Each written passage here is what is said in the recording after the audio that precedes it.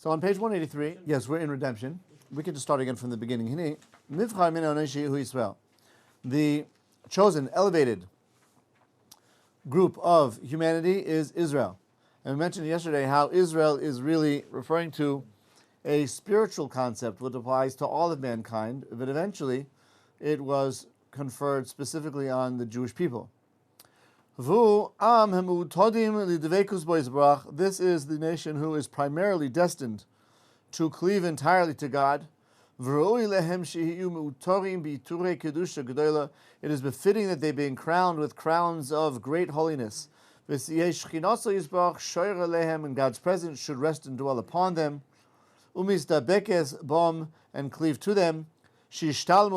When they will become perfected, or they will become perfected through this, until they finally reach the final, complete, and perfect good. So that in Derech Hashem, the Ramchal explains that after there was this dispersion, it was still possible for individuals, even though it was no longer possible for people on a national scale to come back to God after the people had been dispersed across the globe, each with his different language. But it was still possible for individuals to come back and cleave to God in the way that Adam and Eve were initially able to. But generally speaking, most people did not do that, except for a select few. And these were the 10 generations from Adam to Noach, and then from Noach to Avram. Each of those were very righteous, holy individuals who connected to a great degree to God. But none of them were able to actually convey that message of closeness to God to others in the same way that Avram Avinu was. And Avram Avinu, in his exceptional spiritual stature, was able to bring about the knowledge of God to the rest of the world. And he's called Avraham HaIvri, right? Hebrew? What was that? The Hebrew? Yes. Did you say the Hebrew? Yeah. Yes. Abraham the Hebrew. But what does Hebrew mean? You have to see the Hebrew to see what Hebrew means. And that's Ivri. And the sages tell us that it's related to the word Ever, which means that he was on one side of the world and everybody else was on the other side of the world. He was one of the few monotheists, and certainly the only one that was promulgating the belief in God to the rest of humanity. And through Abraham's great spiritual stature, he was able to rediscover, to a large extent, the perfection of Avram Avinu. Of Adam Rishon, before the sin. He incorporated Avram Avinu, that perfection, within himself, and thereby acquired a great degree of potential perfection for his progeny, Yitzhak and Yaakov, and ultimately the entire Jewish people. So that in this way, Derech Hashem says that Avram Avinu was able to graft his line of humanity onto the tree of life, back to the source of connectedness to God in Eden. And in this way, he secured for the Jewish people the title of being a light unto the nations, where the Jewish people would be the catalyst, that lighthouse, that beacon, which would direct people's attention from the darkness of idolatry and multiplicity back towards the light of the singularity of God. But since Avram Avinu elevated himself among all of humanity, he acquired this elevated status only for himself, but not for any of the nations of the world. Once the dispersion had taken place, this level of perfection could no longer be acquired by nations, but only by individuals. And Avram distinguished himself from all other people by doing this, and therefore acquired that level of potential perfection for his progeny as well. And that's where the Jewish people got this mandate of being Israel. Israel, as you know, Israel is really describing a spiritual state of connection with God, of dealing with God, of grappling with God. Yaakov was called Israel because he wrestled with the angel of God and overcame him. And you're familiar with the Torah story, of course, that Yaakov was wrestling through the night with this angel, and the one overcame, the other subdued, and the other overcame and subdued the other, and this is where they were going back and forth, this grappling through the night until until daylight broke, and the angel had to leave, and Yaakov would not let it go until it blessed him. And on a certain level, this is described as being a type of paradigm for the spiritual struggle that Israel represents. Right? Israel, that you wrestled with God and you overcame. And this is basically describing the spiritual mandate that every human being has, which is to wrestle with belief in God despite the darkness of doubt and uncertainty, with the fortitude, the perseverance, and the consistency that eventually the person will actually acquire a closeness, a connectedness, and a knowledge of God. That's Israel. So Israel represents this state of grappling with spirituality until one actually does gain a knowledge of God. And that's what was happening with Adam, right, in the Garden of Eden. Now, we were talking yesterday about how Adam and Eve were in great distress over the fact that they were in doubt about how is it that they could, on the one hand, be created to cleave, yet be prevented to do so by God.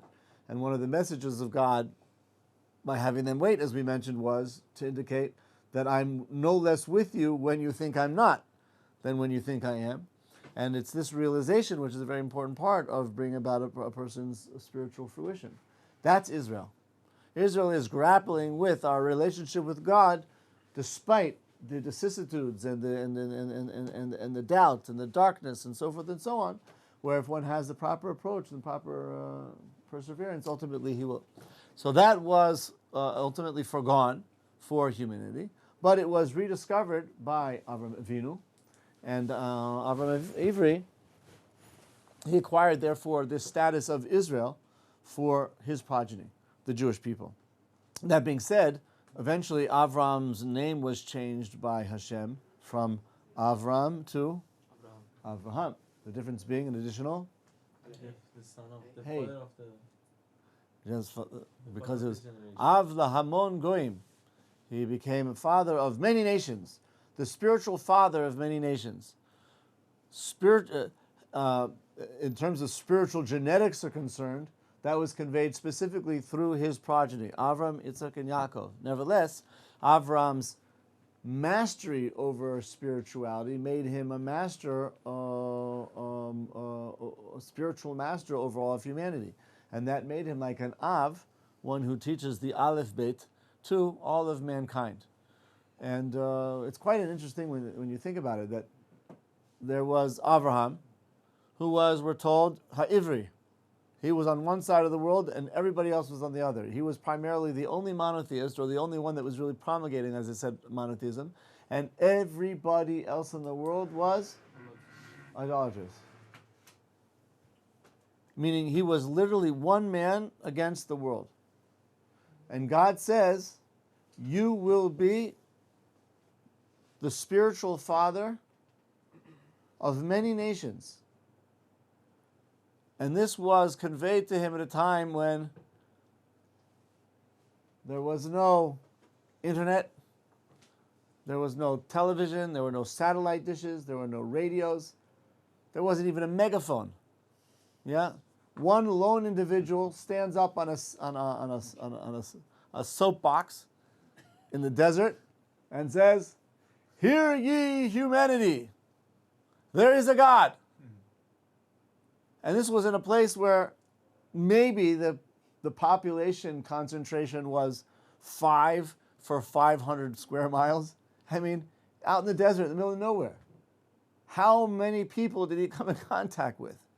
How many people did he come in contact with? And yet, we find that all of these years later, that one man, against all odds, with no tools of communication at his disposal whatsoever, in the middle of an arid desert region of the world, became literally the spiritual father of billions of people. Billions.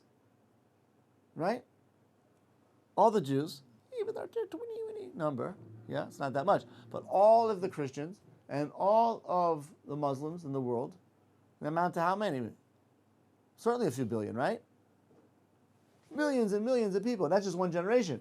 Generation after generation for like, who knows how many generations already. They're talking about one man's voice had a huge impact on billions of people. Can you imagine like the scale of that? Who nowadays, with all of the technological tools at our disposal, aside from Google, who could have such control over humanity? Nobody. Despite all of the powerful tools, who nowadays can convey a message which literally affects billions of people for the next who knows how many generations? Yet Avraham Avinu was able to do so. We have to know that. We have to know how important Avram was. That's where we come from. That's my dad. That's my that's my grandpa. This is what makes the Jewish people different and separate than the rest of humanity, even though initially that was not the intention, but it was in the merit of Avraham alone.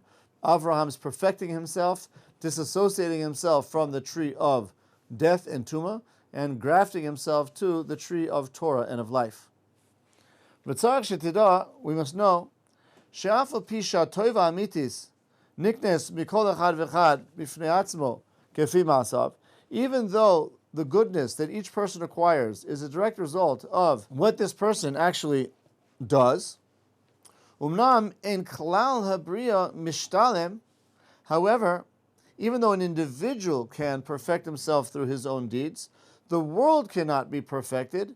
Ad shetisudar klal ha'uma hanivcheres beseder nachon. The entire world cannot be brought to its perfection until the chosen people themselves are aligned properly. V'tishtalem b'chol hitureya, and will become perfected in all of their crowning glory. V'tisdabek ba'ashchina, and the divine presence will then cleave and dwell among them. V'achar kach, after this, yageh olam l'matzav v'shalem, then the world can come to its perfected state. So the world cannot be perfected until the Jewish people have reached their level of national perfection. Even though an individual can receive individual perfection as a result of his individual deeds, the world, the state of the world, is dependent on mankind, specifically on the pinnacle of mankind, that's the Jewish people.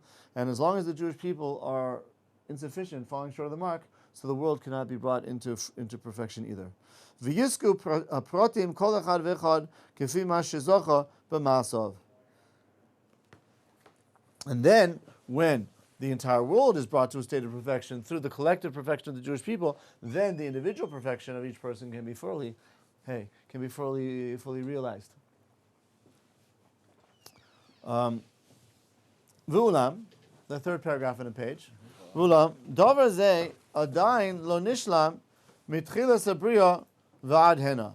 This matter of the perfecting the world has not been achieved from the time of creation until our day. It still has not been achieved. Because immediately when when Adam was created, he sinned. Like the Gemara says, Adam was created, sinned, and did tshuva all in one day. That first fatal Friday. So Adam immediately transgressed. And as a result of this, like we said yesterday, Adam was plummeted downward, the Yetzer Hara was plummeted downward, and the entire world was also deflated and plummeted downward. So that the world which heretofore had been poised for the possibility of being perfected through Adam's perfecting himself actually was reduced in its level spiritually because of Adam's having transgressed. It said that Adam had the ability to attain total perfection, and then it also says that his soul would have been purified and his body would have also been purified step by step. So it makes it sound like his soul already was entirely pure. We didn't get to that point yet. We did the text together. Then like the main text. Oh yeah. Yeah, in Derech Hashem. Yeah. Okay. In Derech Hashem. Yeah. Okay. What does it say? It says that his soul would have been purified.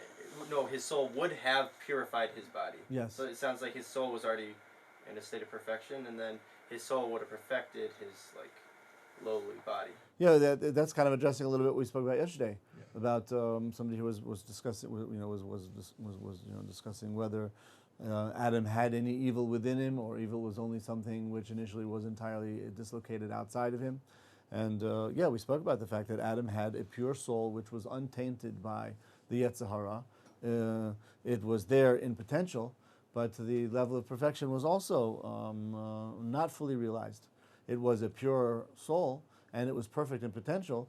And had he done what he was supposed to do, so that soul would have perfected the body, and it would have also been perfected by the body's perfection. So there's actually a symbiotic relationship between the body and the soul. But the soul was a perfect soul, but it needed that last makabapatish, that last act of completing, being fully brought into fruition, that perfection, by fulfilling the divine command, in which it didn't do.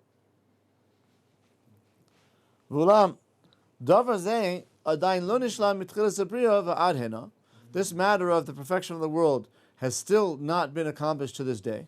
And by the way, we see that relationship with the fact that when Adam was cursed for transgressing, God cursed the earth, right? The earth shall be cursed on your account. So what does it have to do with the earth? What does it do with the earth's fault? The earth should be cursed because of his transgression? There is an explanation about that, which we discussed among ourselves not too long ago. But just in general, the point here is that it's not that and this is related to what we said yesterday about the serpent as well. It's not that God was punishing the earth, but rather the state of the earth is a function of the state of mankind. So the earth became cursed on account of man's spiritual regression, because mankind spiritually digressed, so that had a negative effect on the physical world as well. But the corollary of that is that when individuals and when the Jewish people and when humanity perfect themselves, then the actual state of the world, the state of creation, will be elevated as well. It goes hand in hand.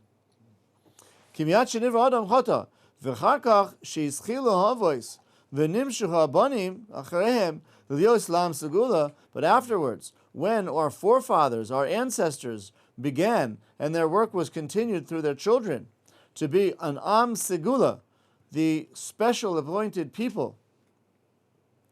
Special, Segula, special.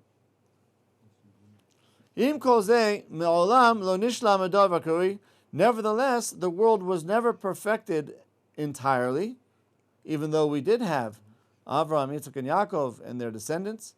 And the reason is because there still continued to be many different transgressions.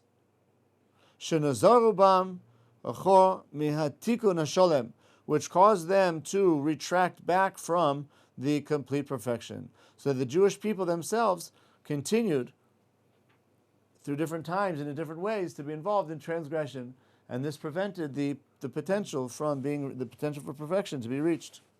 The result, however, is that at some point we will arrive at this level of perfection, that the people, the Jewish people, will undergo a renaissance, a revival, a return to God, a return to the Torah, a return to the land of Israel. And when that process is fully completed, then the Jewish people will have brought about their own level of perfection. And as a result of that, all of creation will be perfected. And then the world will be fixed in its perfected state. And there will be fixed the righteous to receive eternal pleasure. And their enjoyment and pleasure there in that perfected world will be everyone according to his level. So that he's describing some future state where, when the Jewish people bring about their own perfection, that will bring about a perfection of the world, that will usher in a period of utopia. And anybody who is there will be there because they merit being there. However, not everybody's going to have the same status there. Everybody's status and stature, experience there, is going to be a function of to what extent they themselves were holy and committed to divine will. Who's going to say something? Yeah. And do we have any insight into this world? Is it as it is today with because when Moshiach comes, people are working and stuff. I mean, is it like that for eternity? He doesn't say here, for example, whether we're talking about the period of Mashiach, the period beforehand, the period of Mashiach, the period immediately after, or he's talking about some later period, the period of resurrection, for example. I understand from the words that he's using here that he's actually talking about the world of resurrection. But that's a physical world still. Right? Yeah. So does that mean we're going to have to walk from A to B? We're going to have to do this and that? So I think he's going to elaborate on this a little bit more as we go along. Let's see what he says and try and use that as a basis for going that in that direction. If not, remind me if we don't cover it. But the Gemara does say that this world is not like the world to come. Remember, did we learn this together?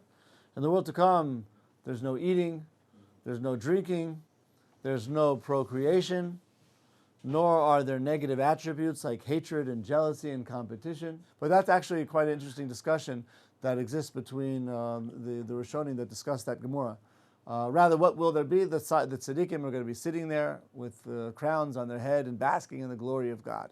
And this is one source that describes what it's going to be like. This is the world to come. That sounds like a spiritual world more than a physical. So that's the whole discussion in the Rishonim, whether that teaching is describing a spiritual world or physical world. If you say, as you intuit, that it's describing a spiritual world, that makes sense for obvious reasons, but there's a big problem with that, which is if it's talking about a spiritual, non-physical world, then of course there's not going to be any eating or drinking or physical activities. What do you have to tell me that for? It's like, duh, right?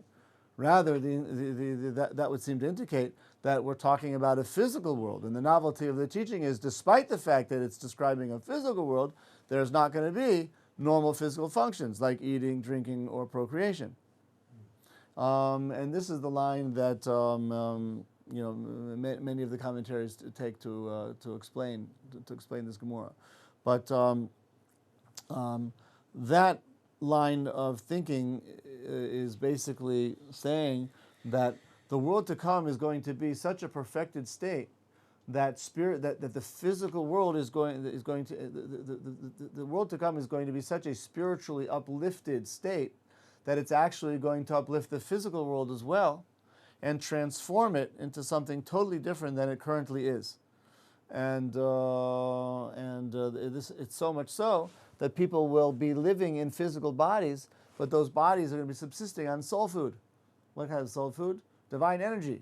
They won't be needing physical food and drink to live. And it's going to be similar to the way in which Moshe, for example, we're told in the Torah, was at Mount Sinai, on the top of Sinai for 40 days with no eating and no drinking. And nevertheless, right, continued to subsist and live. That was a small degree of the level that people who merit being in the world to come after resurrection are going to be experiencing on a daily basis for eternity. Such a closeness to God, such a fusion of spirituality into the physical, that it totally transforms the physical into something which is much different than we know. And for that reason, the bodies are not going to be physical bodies either. These bodies are going to be like the bodies of Adam before the sin, which we saw were bodies of light, not bodies of skin. And the entire world is going to be infused with that light, and therefore be a place which is aglow with spirituality, rather than having the physicality block and occlude that light. Yeah. You know how there's different levels of Olam Haba? So let's say somebody's here and somebody's here. That obviously they're feeling great at their level and they're feeling great at their level. Are they not going to feel envy of the people above them? Think, and that's going to kill their... Yeah, we have another teaching in the sages which say that in the world to come, all of the righteous are going to have their own little chuppah, their own little wedding canopy, in which they derive tremendous pleasure from the union with God. But each is going to be burned by the canopy of his friend. Why? Because there are going to be different levels there, like we're explaining here.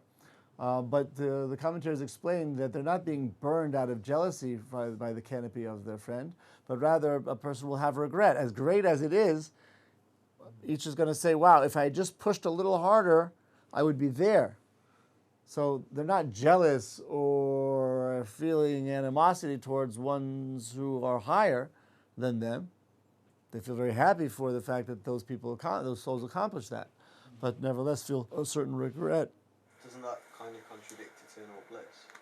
So there's going to be this eternal bliss, which is still going to be relevant to each person's level. You're asking a very good question. Maybe that's part of what we mean when we say that each person's bliss is going to be individual to his level.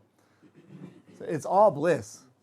Only one is tremendously blissful. The other is not entirely blissful.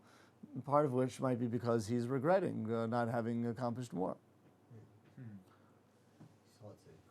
I mean, it's like a very pleasurable experience, which is like totally like over the top, and another degree of experiencing a pleasure in that experience, which is not over the top, but it's still real good. Yeah. The person might be aware of it not being as good as it could be, but it's still really good. Right. So, eventually, all the Jews are going to go there, or some will not merit to go there? Not everybody will merit to go there. You can't move up or down. You can't really move up and down there, no. And where is going to be the rest of the Right? Well, so they'll be in the lowest level. You can't really right? do. After resurrection, there's really no mobility. There might be mobility in the world to come, which is the stage of the world to come in the soul world. There will be mobility, but even after resurrection, the sources say that there will be mobility. That the person will initially continue to perfect himself, meaning that soul will initially continue to perfect the resurrected body until it gets to its kind of plateau. So in the initial stage of resurrection, there will be mobility as well. It's not so much as a result of what people are doing then, but really the trajectory that the soul has and its effect on the body at that time.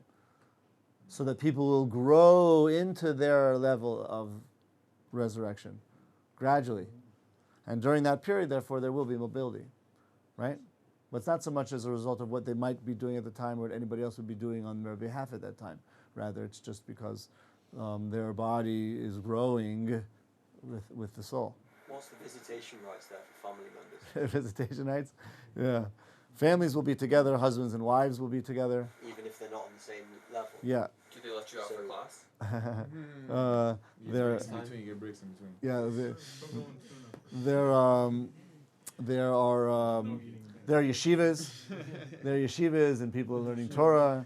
And there are breaks where the husbands and wives have lunch together without eating. Rabbi, so if that holds true, there's different levels in Olam Haba, then what is the purpose of Gehinnom? Because I thought Gehinnom was kind of a purifying of the soul to prepare it to get to the Olam Haba. Yes, so it gets purified and gets to a certain stage? yes, yes. So it will get maybe to the lowest stage? Is that what?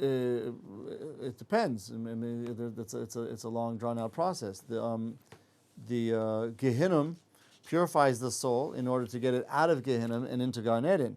Once it's in Gan Eden, it doesn't necessarily stay on the lowest level Gan Eden.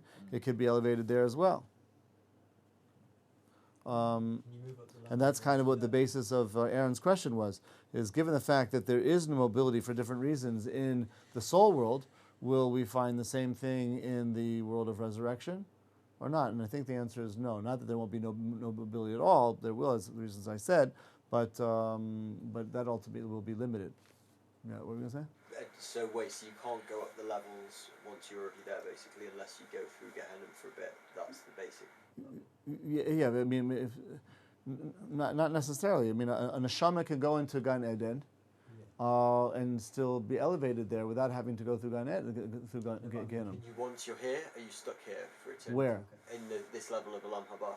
Which Olam Haba? The soul world or the world of resurrection? Whichever one has the levels you go to based on how you act in this world. So Olam Haba. there's two parts to Olam Haba. Olam Haba, that's the kind of the misnomer with all this. Olam Haba can refer to two different phases. One is the state of existence that the soul goes to after death, separated from the body. And that's what you initially understood this Gemara that we quoted earlier to be referring to. The world to come, meaning the soul world, where there's no body, there's not going to be any eating or drinking, right? Why? Because there's no bodies. The other plane of Olam Haba is referring to when those souls from the soul world go into the body, right, and we're resurrection. So to avoid the confusion, it helps to call the one world to come part one, and the other one part two, or the earlier one the soul world, and the other one the world of resurrection. So in the eternal one that we're there for eternity, can we move up levels still? Or? After resurrection, there's an initial trajectory that a person moves while that body gains the elevation of the soul, but after that it's fixed. It's like For eternity, it's fixed. you Yeah. might edge a little bit when Mashiach comes and resurrection. Yeah. Now, the Rambam is of the opinion that even after resurrection, you and I have learned this together. The Rambam is of the opinion that that even after even resurrection is going to be temporary, not eternal. And after resurrection, at some point, all of those resurrected people will die, and the soul will go back into the soul world, world to come, part 3. Rabbi. Yeah, but in that case, they would not be in bodies. Yeah, No, so is this a good thing? the world to come. Whole process. Yeah. How come is it a nice thing? I don't find any good thing if people are not nice, and I don't see good in it. I mean, Is it just me or what are you talking about? You're talking about this world? no the process after this world? The process after this world is very good, because even though people rebelled against the king and they should be entirely eliminated, God nevertheless gives an opportunity to be set back on the right path by purifying them. And it's only painful. It is secondarily painful, yes, it's true, but the purpose is not the pain. The purpose is the purification. And then if the person is in the third level or fourth level and he knows people from the 10th level, he's gonna, as you said, will be so. He won't be jealous, and he won't be angry, and he won't have hatred or spite. Like it says, the world to come, there's not going to be that. But the person will feel a certain degree of regret and pain over the fact that he had the potential to attain that, and he didn't. Wouldn't that feeling kill the person? So that's what his question was. I understand the logic of that, but the point is, he's still certainly in a state of bliss. It's just kind of dampening the parade a bit. The grass So- always greener. Yeah, but here it could very well be that it is greener. It is greener. But my grass is also green. But you're both enjoying. We're both in the green. Like enjoying the Yeah. chocolate cake from a good brand and a fake, cheap brand. It's like it's still good, but you only got the That cheaper feeling brand. is forever. You're right. That's bothering him as well. I understand you. Like having Yeah, it's like eternal deficiency. It's eternal deficiency. That's good. One who's righteous enough to merit the world to come, the resurrection world, he's in a good place. He's not going to be overwhelmed and overly consumed by the jealousy and everything else, however you want to define it. He's still in a good place. He was a huge tzaddik to make it there at all. You accepted the Torah at Mount Moriah. You did good deeds throughout your life. You made it there. You're gonna be doing good. What if you didn't? No, He won't be there. if he's there, he's saying that if he's there, by definition, he's there for that reason. No, what if you can't make it? Okay. If a person, it's true that not everybody is going to merit the world to come. Where are they going to be? So we discussed this about you. Kol Yisrael yesh lehem chelek le'olam haba, which means every Jew has a portion. What? In the world to come. Only if you say the Ashrei 3 times. Yeah, there are several ways to do it, get there, but of course this is a common misconception. This is not telling us that every Jew is guaranteed a portion in the world to come. That's not what it says, right? What does it say? Every Jew has a portion to the world to come, a chance, has a venue through which he can attain the world to come. He has the potential, but there's no guaranteed green card. Yeah, you have to work there. I think there's 3 people who don't merit it. It's ones who deny the existence of the world to come. Help me. Is Shabbos another one of them? And then You have different types of these teachings. Yeah, you have I think it's Shlosha Arba Shalorim Pnei Shechina, Masapri Lashon Hara, and there are different types of teachings like this. But certainly, yes, the Gemara says that one who denies the world to come will not merit the world. Will not merit the world to come. And but in any case, we're going into a little more detail about what the world to come is going to be like. So wait a minute. Let's see if we can find a nice place to get to hold on to for tomorrow. So where do we get up to? You just got a party. Did we finish that paragraph in its case?